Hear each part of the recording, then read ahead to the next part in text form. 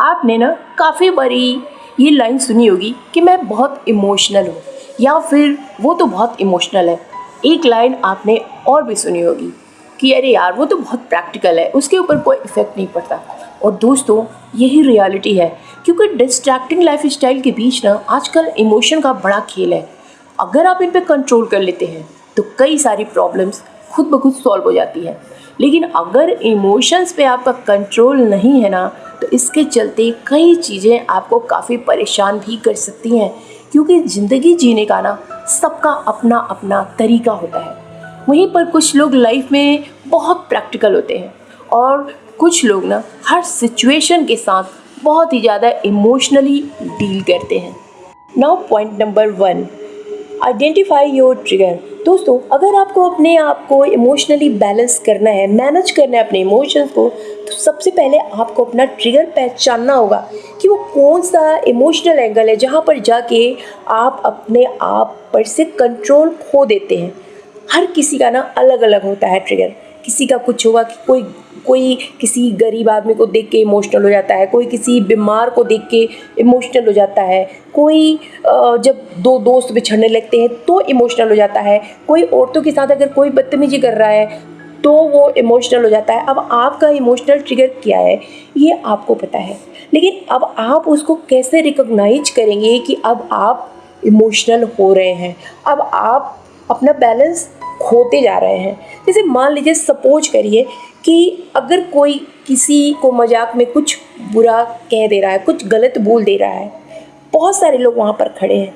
दूसरों के लिए ये बहुत बड़ी बात नहीं है, क्योंकि वो मजाक में बात हुई थी। लेकिन आप, चूँकि आप इमोशनल हैं, आप उस चीज़ से बहुत ही इफ़ेक्टिव हो जा रहे हैं, और आपके दिन में, आपके दिमाग में पूरे दिन ये बात चलती रह रही है, और आपको लग रहा है कि आप डिस्ट्रैक्टिव हो रहे हैं, आप अपना आपा खो रहे हैं। और फिर वही फीलिंग आती है जो आपको पहले भी कई बार आपके साथ हो चुका है, कि जब किसी के साथ कोई बुरा बिहेवियर दिखाता है, कोई किसी को कुछ बुरा बोलता है ना, तो उस समय आपको बिल्कुल अच्छा नहीं लगता, आप वहाँ पर इफ़ेक्टिव हो जाते हैं। और ये आप इस तरह से पहचान सकते हैं कि वही फीलिंग बार बार आपके साथ हो रही है, वही एक ही मोमेंट पे जाके बार बार आप बहुत ज़्यादा ओवर इमोशनल होने लगते हैं। तो जब आपको पता चल जाएगा ना, इस तरह से आप पहचान सकते हैं। हर किसी का अलग अलग हो सकता है, पर पहचानना आपको इसी तरह से है कि बार बार एक ही जगह पे जाके आप इमोशनल हो रहे हैं, और एक ही तरह की फीलिंग, फिजिकल रिएक्शन आपके अंदर से हो रहा है। आप बार बार डिस्ट्रक्टिव महसूस कर रहे हैं एक ही मोमेंट पे जाके। तो वहाँ पर आपको पहले से अब पता है, आपने रिकॉग्नाइज कर लिया। अब आपको उस पर कंट्रोल कैसे करना है। जो आपको लगे कि ऐसा कुछ सिचुएशन होने जा रहा है ना, आप पहले से अपने माइंड को अलर्ट कर दीजिए कि आपको इमोशनल नहीं होना है। आप स्ट्रॉन्ग बिहेवियर दिखाइए। आप मन में मन सोचिए कि मुझे प्रैक्टिकली इसको डील करना है, इस सिचुएशन को। या फिर आप पहले ही वहाँ से हट जाइए, या फिर आप जाके कहीं भी टॉयलेट पे चले जाइए, वहाँ मिरर होगा, मिरर में देख के आपको जो भी गुस्सा है, जो भी चीज़ें हैं, मिरर में देख के आप मिरर के सामने बोल सकते हैं। इससे भी आपका जो इमोशनल फीलिंग है ना, वो बाहर निकल जाएगा, आपका गुस्सा बाहर निकल जाएगा, और आप फिर से रिलैक्स कर पाएंगे। And now point number 2, healthy mechanism. दोस्तों, मैं आपको सबसे पहले एक बात बता दूं कि ओवर इमोशनल होना एंड नेगेटिव होना, इन दोनों में ना बहुत ज़्यादा डिफरेंस नहीं है, सिर्फ एक पतली सी दीवार है। क्योंकि जब भी आप इमोशनल होते हो, आप कोई इमोशन आपके माइंड में आता है, और फिर आप बार बार उसी के बारे में सोचने लगते हो, धीरे धीरे ये चीज़ें बढ़ती जाती हैं, और धीरे धीरे आप नेगेटिव होने लगते हो। क्योंकि आप किसी से कह भी नहीं सकते, क्योंकि इमोशनल लोग जो होते हैं ना, वो ऐसे छोटी छोटी बातों पे इमोशनल हो जाते हैं, और वो किसी से कह भी नहीं सकते। तो फिर वो अंदर अंदर एंजाइटी होने लगती है। तो अगर आपको अपने इमोशन पे कंट्रोल करना है, तो आपको अपना माइंड कहीं ना कहीं डिस्ट्रैक्ट करना होगा, आपको कहीं ना कहीं बिजी होना होगा, जिससे कि आपको सोचने का टाइम ही नहीं मिले, आपके दिमाग में वो थॉट्स, इमोशनल थॉट्स आए ही ना। तो उसके लिए आपको कुछ ऐसी एक्टिविटीज़ रेगुलेट करनी होगी जो आपके इमोशंस को हेल्दी वे में कन्वर्ट करके ले जाए, जिससे कि आप अच्छी चीज़ों में बिजी भी रहें, हेल्दी एक्टिविटीज़ भी करते रहें एंड आप इमोशनल भी ना हो पाए। ये एक्सरसाइज भी हो सकता है, बहुत लोगों को एक्सरसाइज करने में बहुत मज़ा आता है। तो देखिए, जब हम इमोशनल होते हैं, बैठ के सोचते हैं ना, उसमें भी हमारी बहुत सारी एनर्जी बर्न होती है, कैलोरी बर्न होती है। उसको आप, लेकिन वो नेगेटिव वे है, क्योंकि आप जितना ज़्यादा सोचेंगे, कैलोरी तो बर्न हो रही है, आपकी एनर्जी रिलीज हो रही है, लेकिन वो गलत जगह पे जा रही है, इससे आपको और नुकसान होगा। उसी को आप कन्वर्ट कर सकते हैं हेल्दी वे में, जिससे कि आप फिट भी रहें, आपकी कैलोरी भी बर्न हो और आपका माइंड डिस्ट्रैक्ट भी रहे। तो आप एक्सरसाइज कर सकते हैं। कभी भी जब आप ज़्यादा इमोशनल होने के बाद जब नेगेटिव होने लगते हैं, आप ध्यान देना, एक सॉन्ग लगा के अगर आप डांस करते हैं बेसिर पैर का, आपको अगर डांस नहीं भी आता है ना, आप दरवाजा बंद कर लो, एक अपना फेवरेट सॉन्ग लगा लो और 5 मिनट जम के डांस करो यार। कोई टेंशन नहीं है, कोई नहीं देख रहा है, कोई आपको वीडियो नहीं डालनी है इंस्टाग्राम पे कि आप बहुत अच्छे से स्टेप याद करके, जहाँ भी हाथ पैर मारने का मन कर रहा है करो। इससे क्या होगा ना, आपकी बॉडी में हॉर्मोन्स रिलीज होने लगेंगे, सेरोटोनिन, ऑक्सीटोसिन, और ये ना आपको हैप्पी हैप्पी करेगा और आपको इमोशनल ट्रॉमा से भी निकाल के बाहर ले जाएगा। या फिर आप नेचर में जाके बैठ सकते हो, अगर आप नेचर को पसंद करते हो, आप नेचर में जाके बैठ सकते हो, आप पेड़ पौधों से बात कर सकते हो यार। या फिर आप किसी बहुत ज़्यादा ट्रस्टेड फ्रेंड, जिसके ऊपर आपको पूरा भरोसा हो कि ये आपकी बातें कहीं भी बाहर नहीं लेके जाएगा, आप उससे बात कर सकते हो। क्योंकि क्या होता है, कभी कभी जो इमोशनल लोग होते हैं ना, वो इमोशन में बह के किसी से भी अपनी बात कह देते हैं, कि अपने सोच के बारे में बता देते हैं, और फिर अगर वो बंदा आपका ट्रस्टेड नहीं है, वो आपके ट्रस्ट को तोड़ सकता है। वो किसी और से जाके कह देगा, रिवील कर देगा आपके इमोशंस को, आपकी बात को, और फिर आपको कभी कभी शर्मिंदगी का सामना भी करना पड़ता है। तो इसलिए बहुत सोच समझ के ये काम करें कि किसी बहुत ट्रस्टेड फ्रेंड से अपनी बात कह सकते हैं। Now point number 3, practice mindfulness. दोस्तों, अगर वक्त रहते हम अपने इमोशन पे कंट्रोल करना नहीं सीखे ना, अपने माइंड को डाइवर्ट करना नहीं सीखे ना, तो एक दिन ये जो इमोशंस हैं ये नेगेटिव हो जाते हैं, और नेगेटिव इमोशंस कब डिप्रेशन का रूप ले लेते हैं ना, आपको पता भी नहीं चलता। तो आज से ही माइंडफुलनेस एक्सरसाइजेज स्टार्ट कर दीजिए, जिसमें सबसे नंबर 1 पे है मेडिटेशन।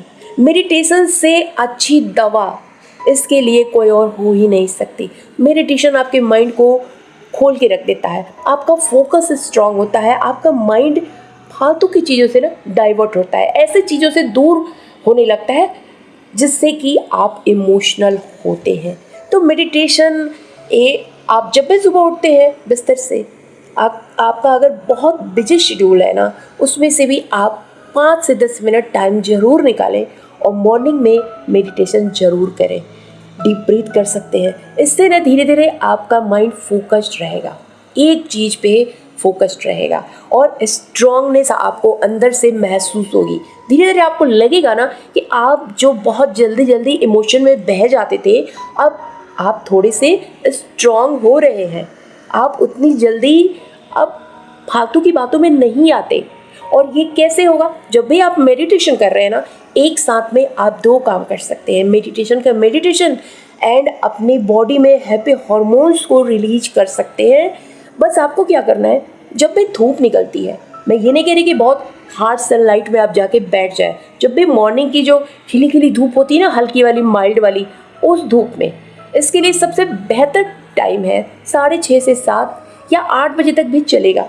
आप माइंड को रिलैक्स करने के लिए थोड़ा देर के लिए धूप में बैठे, 10 मिनट या 5 मिनट, आपके पास बहुत बिजी आप हैं तो 5 मिनट तो आपके पास टाइम होगा ही, 5 मिनट के लिए बैठिए, डीप ब्रीथिंग स्टार्ट करिए एंड फोकस करिए अपने माइंड की स्ट्रांगनेस पे, अपनी प्रैक्टिकलिटी पे फोकस करिए, और अंदर से महसूस करिए कि आप स्ट्रांग हैं, आप पॉजिटिव हैं। एंड देन अगर आप धूप में बैठे हैं ना, जैसे ही सनलाइट आपकी आंखों की रेटिना पे पड़ेगी ना, माइंड को, आपके ब्रेन को ये मैसेज जाएगा कि दिन है, और आपका जो ब्रेन है वो तुरंत सेरोटोनिन और कॉर्टिसोल जैसे हार्मोन्स को आपके बॉडी में रिलीज करने लगेगा, जिसको हैप्पी हार्मोन्स भी कहा जाता है, और आपके माइंड से निगेटिविटी, आप जो भी डिप्रेशन फील कर रहे हैं, वो सब, एंजाइटी सब बाहर निकल जाएगा।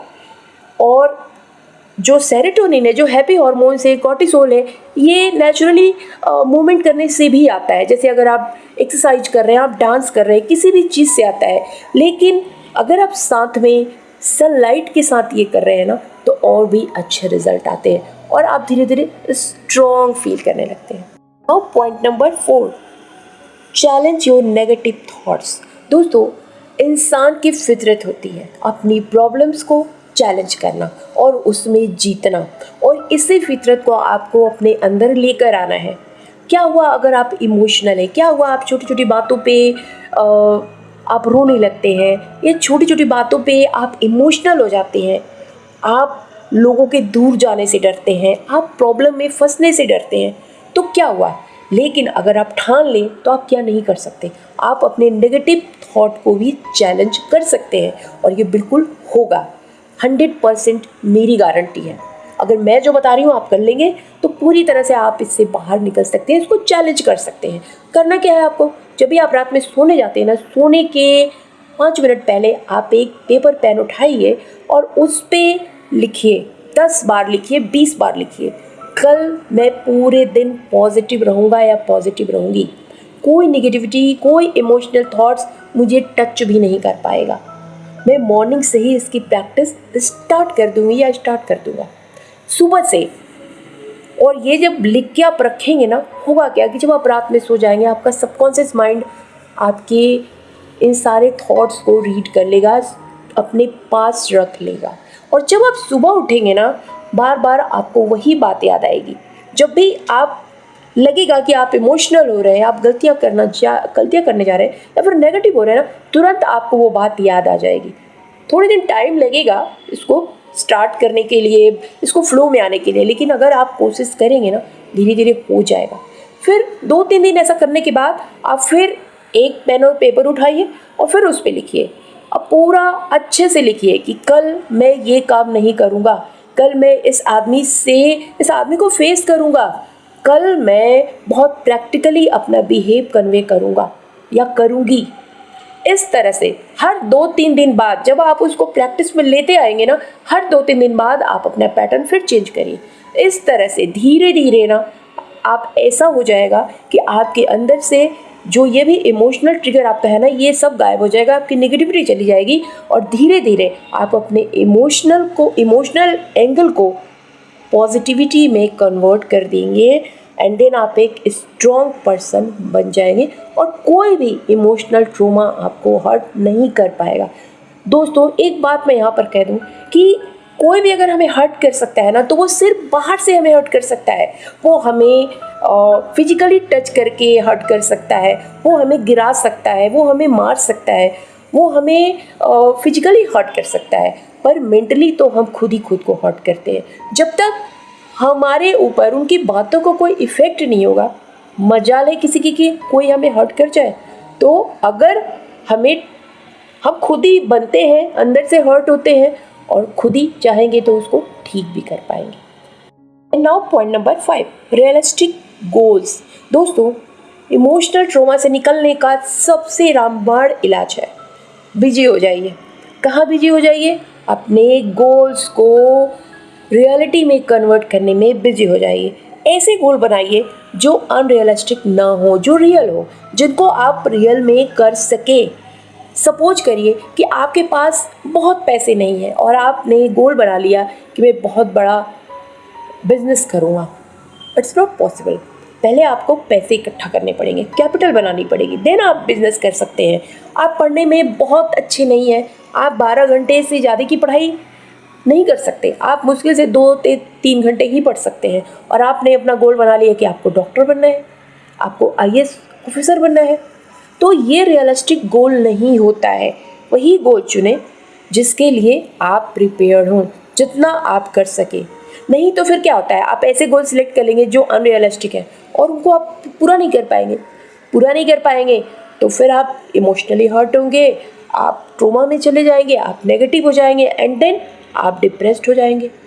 तो फिर लाइफ में आप कहाँ ही जाएंगे, आप खुद ही सोच सकते हैं।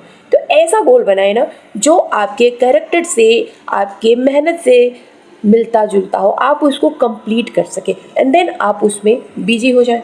और धीरे धीरे ही सही आप अपने टास्क को कंप्लीट करें, आपके गोल को रियल करें एंड अपनी लाइफ में पॉजिटिविटी के साथ आगे बढ़ें। Now point number 6, care for your self, या फिर सेल्फ केयर, सेल्फ लव भी आप इसको कह सकते हैं। दोस्तों, जो लोग बहुत इमोशनल होते हैं ना, उनका ना कॉन्फिडेंस भी थोड़ा सा लो होता है, क्योंकि उनको लगता है कि उनको लगता है कि उनका ये इमोशनल होना ना उनके लिए बुरा है। बट अगर आप चाहें तो अपने इस इमोशनल एंगल को ही ना अपना आप प्रैक्टिकल एंगल, स्ट्रॉन्ग एंगल बना सकते हैं, अपना कॉन्फिडेंस, अपना विल पावर स्ट्रॉन्ग करके। और कॉन्फिडेंस बढ़ाने के लिए, विल पावर स्ट्रॉन्ग करने के लिए आपको अच्छा दिखना, अच्छा बोलना, अच्छा खाना, अच्छा काम करना बहुत ज़रूरी है। क्योंकि जब आप अच्छे दिखेंगे, आप बहुत हैंडसम दिख रहे हैं, आप लड़के हैं आप हैंडसम दिख रहे हैं, आप लड़की हैं आप बहुत ब्यूटीफुल दिख रही हैं, तो क्या ही आपका कॉन्फिडेंस लो होगा, हमेशा हाई रहेगा। आप बहुत अच्छा पैसा कमा रहे हैं, बिजनेस कर रहे हैं, जॉब कर रहे हैं, जो भी कर रहे हैं, आपका रहन सहन बहुत अच्छा है, तो क्या ही आपका कॉन्फिडेंस लो होगा। आप बहुत अच्छा बोल रहे हैं, जिस महफिल में आप जा रहे हैं वहाँ के आप शान बन जा रहे हैं, तो क्या ही आपका कॉन्फिडेंस लो होगा। और ये सब करने के लिए सेल्फ लव करना सबसे ज़्यादा ज़रूरी है।